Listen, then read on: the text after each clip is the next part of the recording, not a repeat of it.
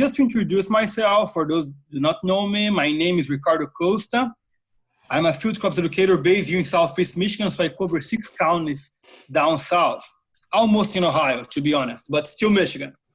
All right, so Dennis, if you move to the next PowerPoint, please. So as of Friday, when I went in the field to look for pictures, we are right now at fix 10.53, so that means completed pollination. So far, actually, it's looking our wheat's looking really good. So when you move to the next PowerPoint, I didn't see a lot of diseases here. One of my fields that I check, I saw some leaf spot over there, but I haven't seen any mildew as of right now. So overall, is looking really good. I would give an 8 or 9 for our fields. I didn't see anybody that they have to destroy or replant their acres. So if I have any farmer from Southeast Michigan, the call right now, if you had to do that, please let us know in the chat box, because we want to know. Also, if you're in Southeast Michigan and if you had any other disease showing up that was not leaf spot, please also let me know. Just put in the chat box and tell us which county you're from. And tell us, maybe if you can, tell us like how your wheat looks like in Southeast Michigan. Do you agree with me that you give an 8 or 9, or you think I'm completely wrong? So it's your time to challenge me right now. I did talk to a few farmers, and by Friday, pretty much everybody, they had applied fungicide for scab at that point, for those they had planned to do anyway. Dennis, next slide, please. So I have a few pictures just to show you. Overall, looks pretty good. Dr. Sprague talked about downy brome. So we had a field also down in Monroe that we had a little bit like a high population of downy brome. If you see the picture in the middle is where we had some flooding at the beginning of the season. So we see some area where wheat did not grow. But again, those like overall everything looked good. But I mean we do have a few areas where that's not perfect. I think we have one more slide right now. All right, so when we asking about straw situation, I did talk to a few farmers, asking them if they had received any offers for the straw. They said they haven't received yet, but depending on the offer, they would be willing to sell that straw. So we are still waiting to see, and we might need to come back later to tell you what's the straw situation here in Southeast Michigan. I think that's all I have here. I don't want to take you guys a lot of time. If you have a question, I'm more than happy to answer those. Thank you very much. Thank you, Ricardo. So if you're down in his area, why make sure if you can send him comments, he'd appreciate it. And we have a poll up.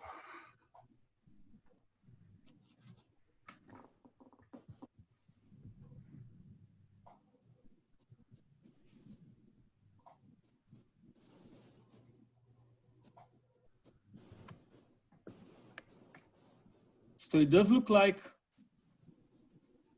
overall people, they're not seeing a lot of disease, which is pretty good.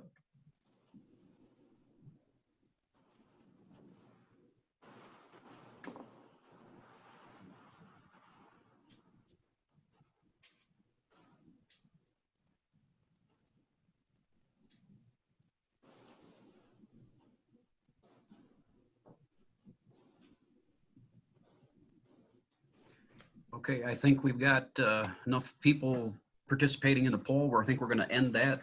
Here's your results. How would you rate disease levels in wheat? Looks like 2/3 of the people responded low, and medium for about 1/3 of the respondents. So very good.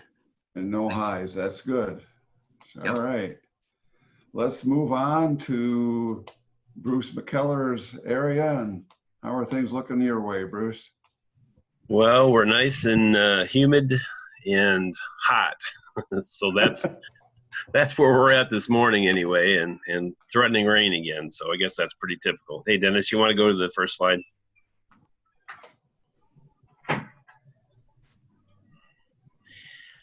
We don't have a whole lot of wheat acres, at least close by to me there. We do have a couple of fields that are in the area, and so I took a few pictures and kind of went through and did a little bit of scouting just to see where we were at there.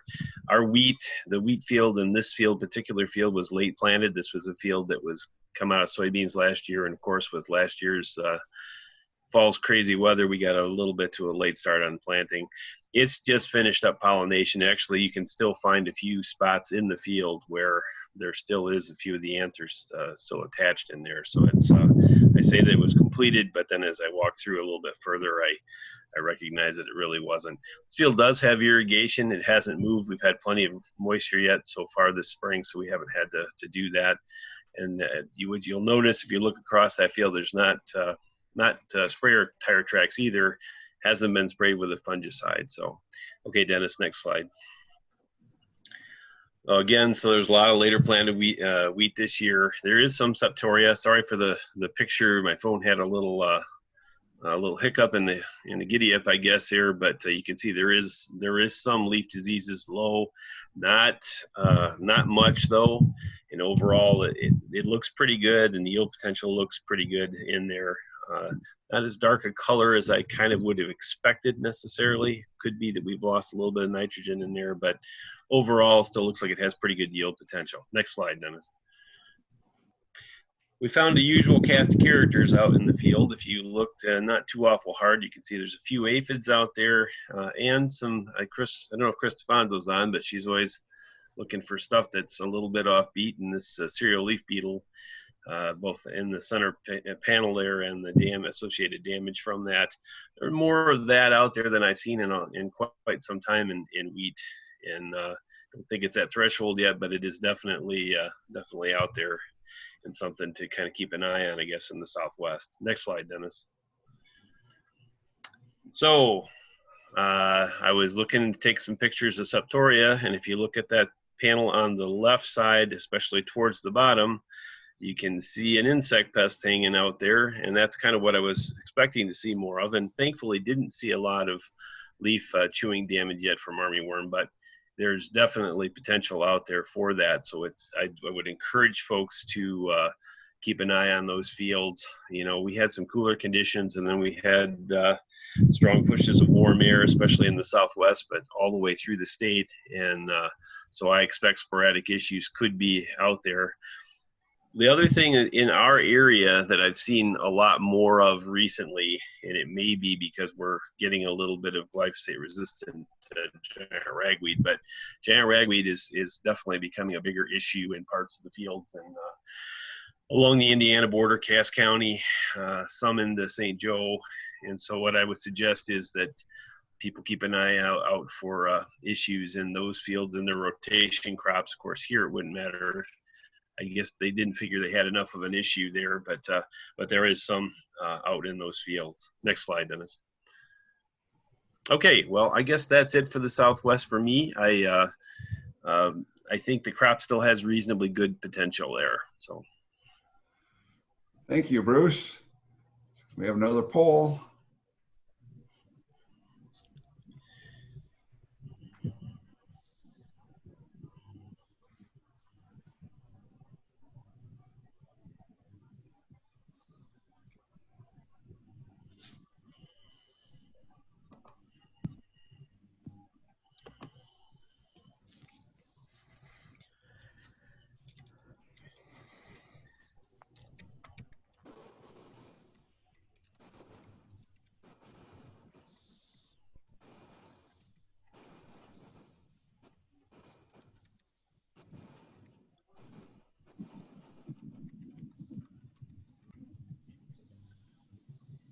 All right, looks like we've got, on average, how would you rate the yield potential of wheat in your area? It looks like we've got about 47% saying above normal, 42% saying normal, and only about 11 saying below normal. So I think overall, based on what we could have had with the planting conditions in the fall and the late freeze and whatnot, we could have had much worse conditions. So I think this is actually pretty good.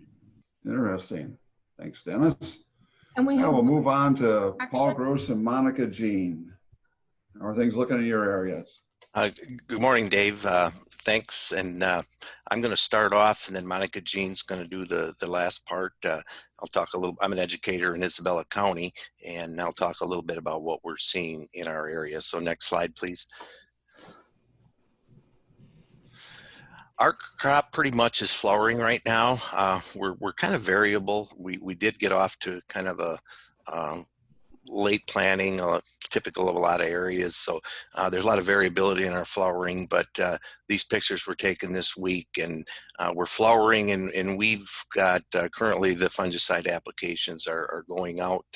Some guys went out Monday and Tuesday to kind of beat this rain that we just had. We had pretty good rain go through overnight, so and anticipating a little bit more, but you know, for the most part, we're flowering. We got a lot of variabilities in stands. Next slide. One of the things that I've been doing is monitoring some of the insects. I got traps out monitoring for black cutworm and the armyworm, and this is just a picture of one of the hard stack traps. 2 weeks ago, I had over 1,000 in a hard stack plus. So I think I'd echo maybe Bruce's statements, is keeping an eye out for some of the armyworm. I think the last 2 weeks it's dropped significantly in my my hard stack traps, down to about 200 plus or minus. So I think there's probably going to be some spots. I think that's going to be good to pay attention to some of those fields for that type of potential. So next slide, please. I think as far as the crop condition goes, I think I like to call it, it's good from far, but far from good. I think we got a fairly average crop in the field.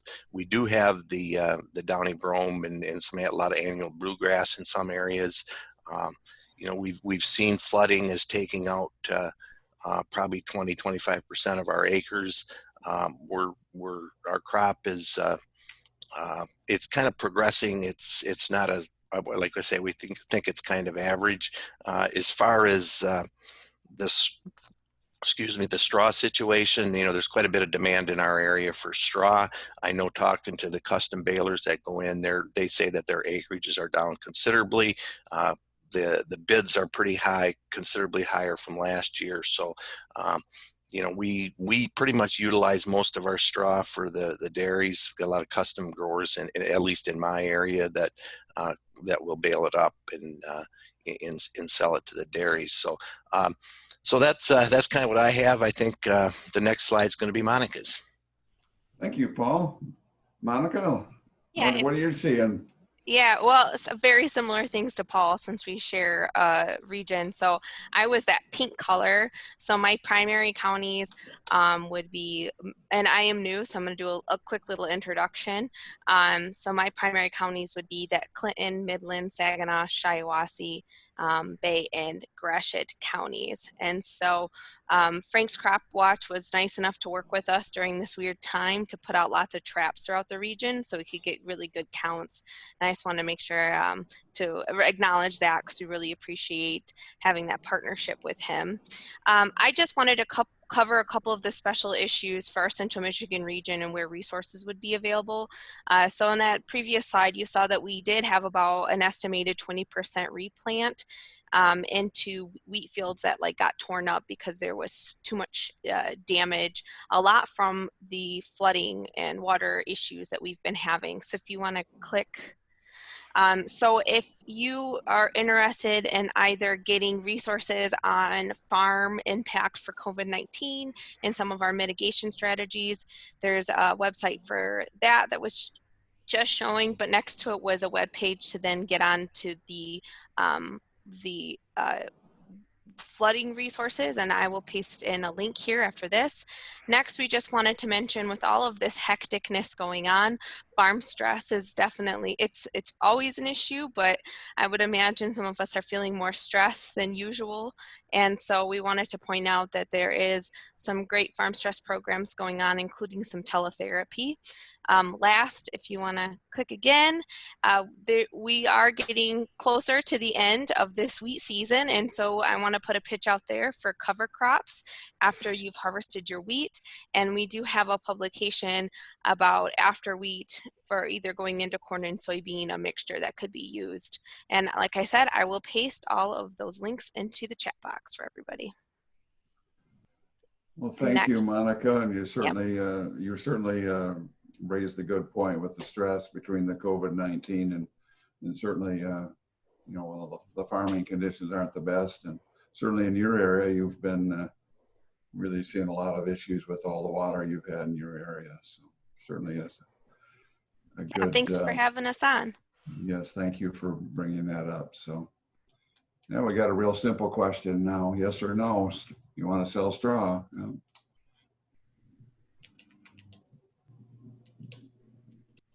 All right, well, there we go. 60% yes, 40% no ones removing straw. So interesting question. Moving on to Bob Battel up in my neighborhood. So what are you seeing, Bob, that I don't see? Dave. Huh? Thanks, Dave. I'm Bob Battel, covering the Thumb region. Dennis, you can go to the next slide. I took these pictures last week. The wheat is flowering now, and fungicide sprays are going on. Next slide, Dennis. I'd rate the crop quality at an 8, good quality on a scale of 1 to 10. There was damage after the frost, but I don't know of any damage to the heads. And were crop acres destroyed and replanted to a different crop? No, not in this area. Next slide, Dennis. In this area, we do use cover crops extensively, and straw is a key need in the area for all the dairies around here. I think that's all I had. All right. Thank you.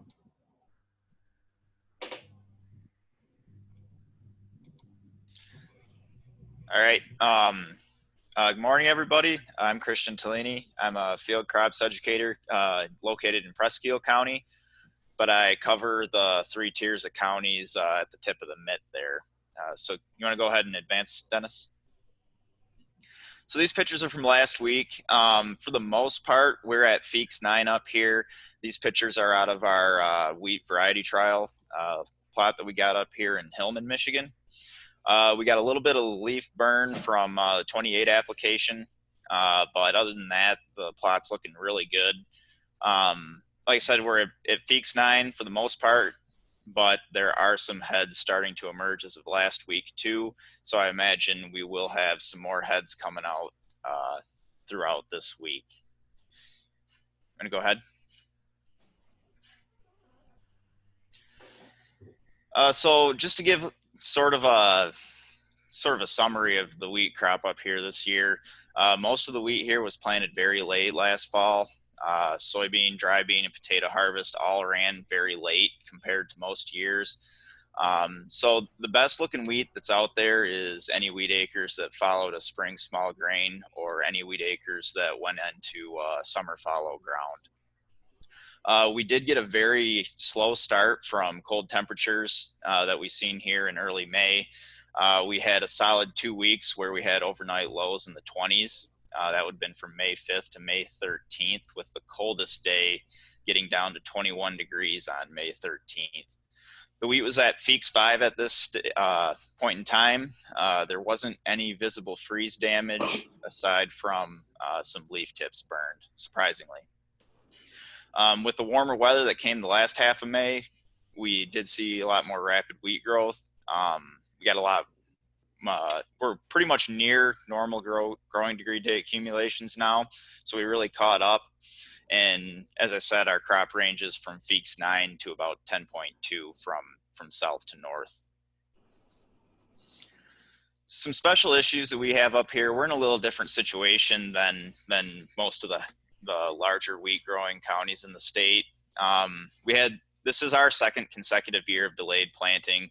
which can really reduce wheat acres and yield up here just because we have such a short growing season to begin with.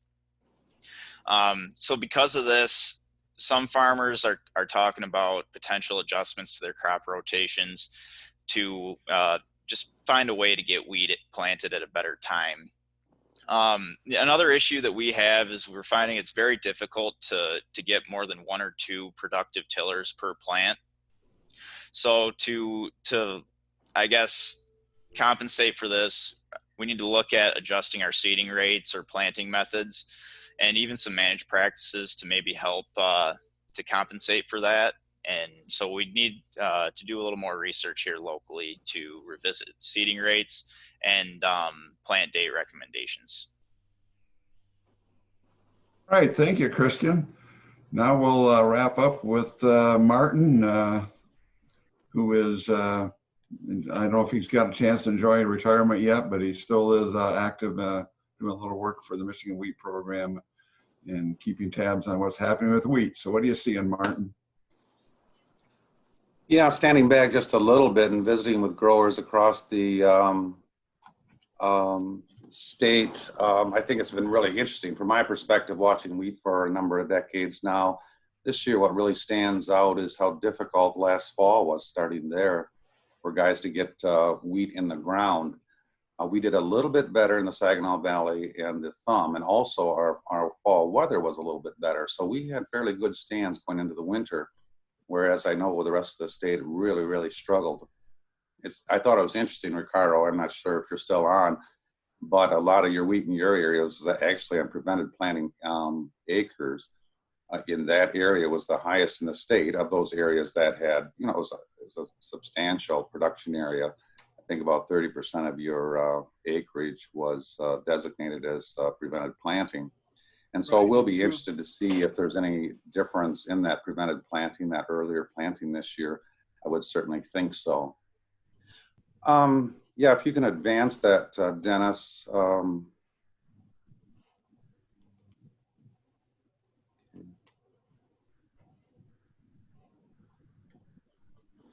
Yeah, and then continuing on the struggles that everybody had, I think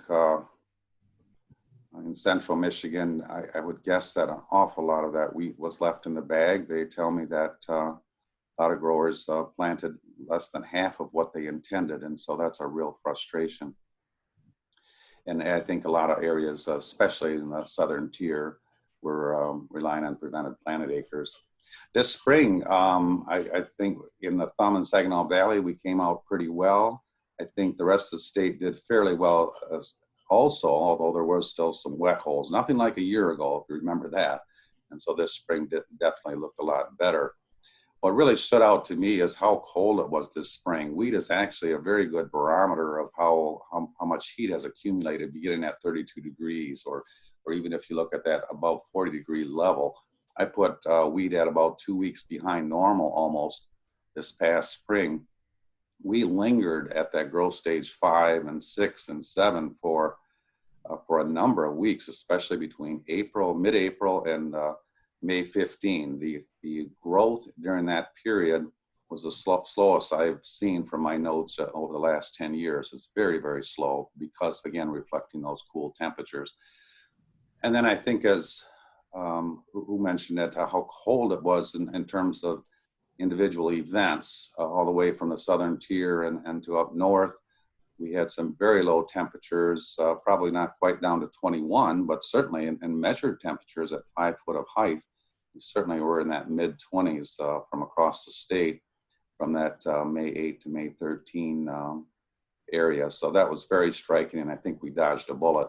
It's been since 2012 since we've seen some freeze injury, and I thought we'd see a little bit more than what people are reporting now, but I guess we dodged a bullet there, so that's good. Next, Dennis. In the Thumb, we're seeing by the lake, Monday I was seeing some late planted close to Lake Huron, was still in the boot stage. And other wheat just 10 miles away has been flowering for well over a week. And so there's an incredible range throughout the state, of course, but even in this locale or the Thumb locale. Marty showed this slide earlier, but it is interesting to note, and these are just 3 heads that I took pictures of. These are out in the field growing side by side. They're the same heads each day, and I just put a placard behind them to show those up and see how that, this is an example. It's not driven by days in terms of maturation, it's driven by heat. But nevertheless, it tends to be after a couple of days in very hot conditions, you might start to see flowers, but usually it's 3 days or so. And I start the 0 days at heading, and I'm calling heading when that base of that head is above the base of the flag leaf. That's what we call heading. And then 6 days after, we might be closely at full heading. But it's a fairly short time frame, but I think it helps, this illustration helps folks make those timings, because it is very difficult. And it's even more difficult when you get some 80-degree temperatures plus, because then wheat really moves very quickly. Currently, we have a good share of our wheat that has been treated with a fungicide. And, but as I say, some should, it'll be appropriate if they are going to treat to wait another week yet. So we're right in the middle of it at this point in time. Dennis? I guess from an old scout's perspective, the things that I think are worth looking for, and my colleagues have already mentioned some of those, is watching for diseases. This year, relative to other years, we had fewer diseases generally across the state. Septoria is always there. If you grow wheat, you grow Septoria. That's just how it is. And then on susceptible varieties, there's some powdery mildew as well. But now we're getting into that period where it's really critical. Our goal, and that's one of the reasons we use fungicide at this time, or some elect to, is we try to keep that flag leaf clean. Usually when we're doing our ratings, flag leaves are clean at this point in time, but our goal is to keep them clean the next 3 weeks as well. And so that's very critical. And so as you go forward and monitor your wheat, if you have not used a fungicide, or even if you have, take a look at that just before the wheat starts to turn and see if it's that flag leaf is as clean as it should be, or as we would like it to be. And incidentally, in terms of timing, Marty was talking about that quite a bit. And the only time I go a little bit early on that, my Prosaro or Carumba or Maravis Ace treatment, is like Ricardo had mentioned and showed a slide. If it's just starting to flower and say, well, I'm just a few days early, I'd probably hold off. But if there's a storm event coming, or if I'm starting to see spots on my flag leaves, that's when I'll move that date up a little bit. Historically, how we make money with these fungicide sprays is half of it is because of scab reduction. Maybe the other half is because of yield increases, and that comes from keeping those flag leaves clean and the heads clean. And so watching that, and so once in a while you'll run into a field where I'd spray just a little bit on that early side of the window just to make sure I stay ahead of that leaf diseases that can occur. The one thing that we often get caught up over the decades is armyworm, and everybody's, a number of people mentioned that, and I appreciate that, because this is one I always forget to look for as well. We have not had an outbreak of armyworm since 2012 across the state, but you never know when it's going to hit again. And of course, this can be a very damaging insect. And so right now, Bruce was showing an extremely large larva. Our larva in the thumb would only be 1/4 inch to 1/2 inch maybe. And they're not actually that easy to find until they get 1 inch long. And then all of a sudden there they are, and you see a lot of leaf injury. But be sure to share this. It tends to, if you have it or if you see it in your area, there's some other areas of the state that will see it as well. And so be sure to share that. And so if you are seeing any armyworm of any significance at all, be sure to share that. In some cases, if you have not treated with a fungicide already, there's an opportunity to add an insecticide at that point in time if you are finding some armyworms in that area. So do watch for that this week.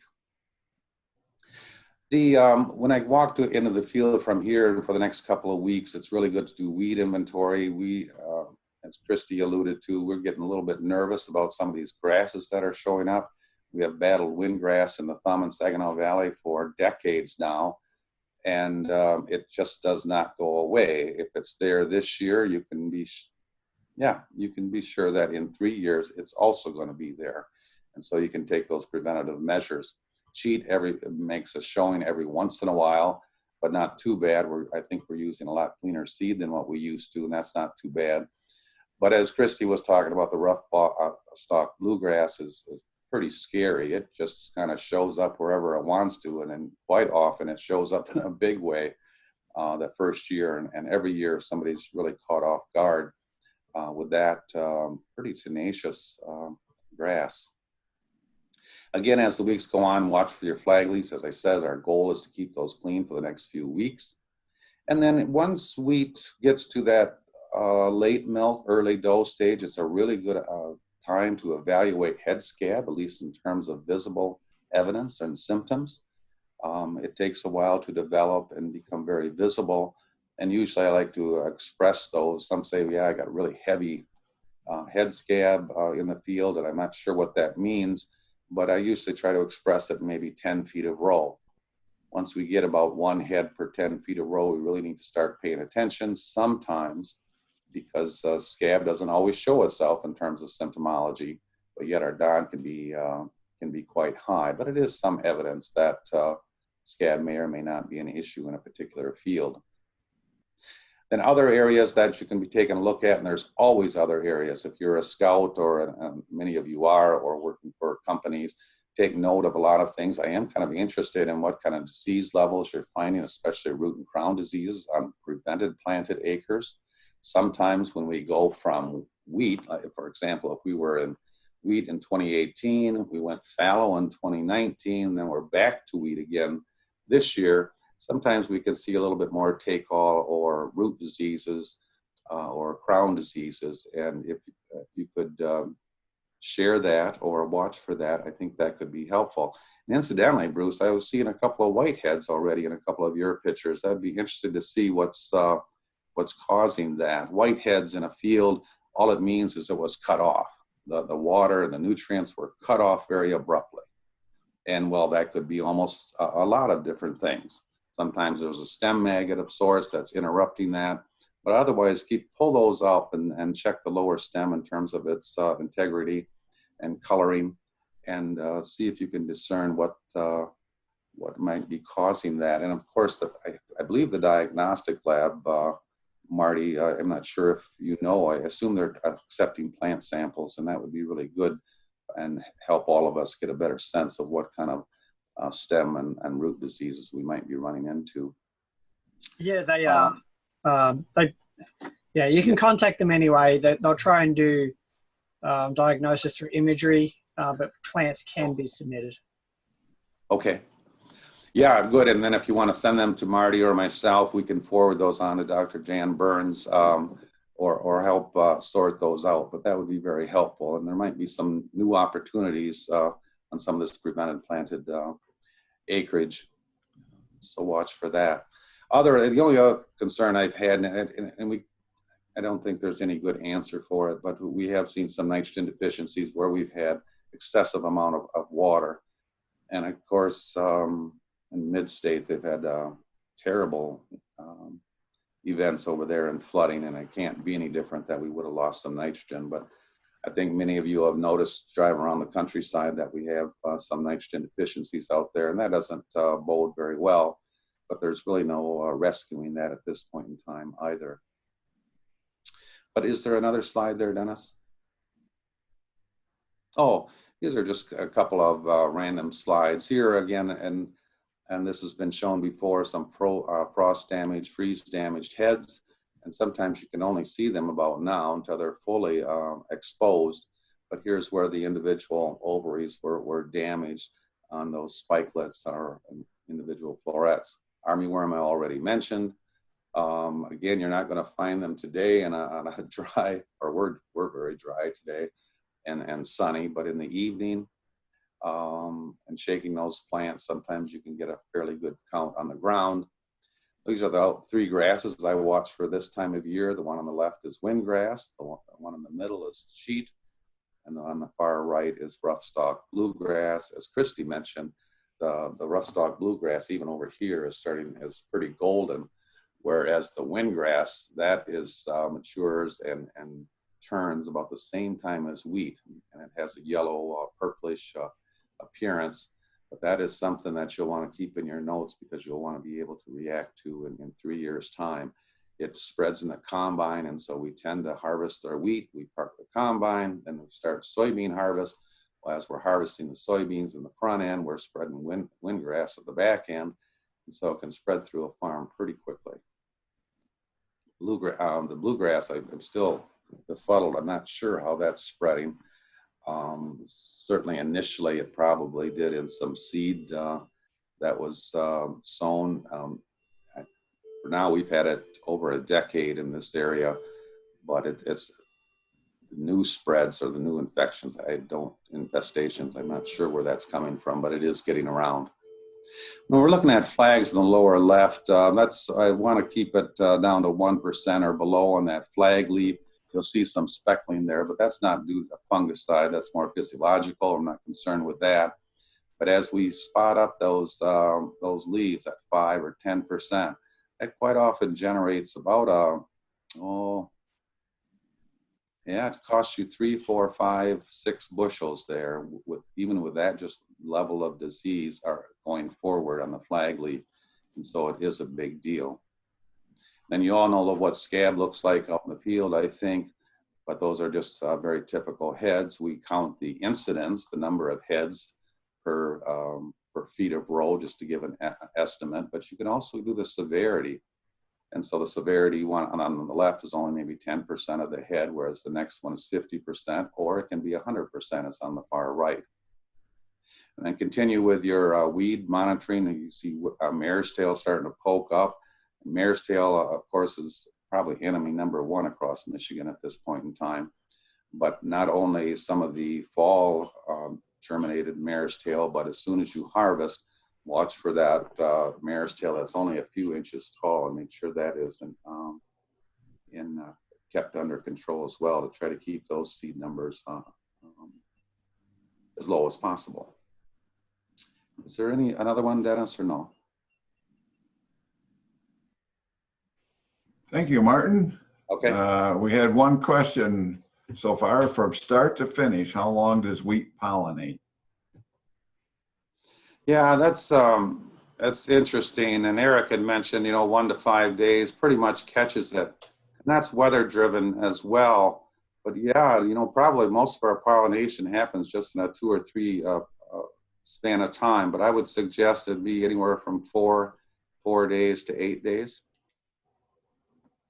Incidentally, Dave, it was interesting. I was just looking at my notes over the last 10 years the other night.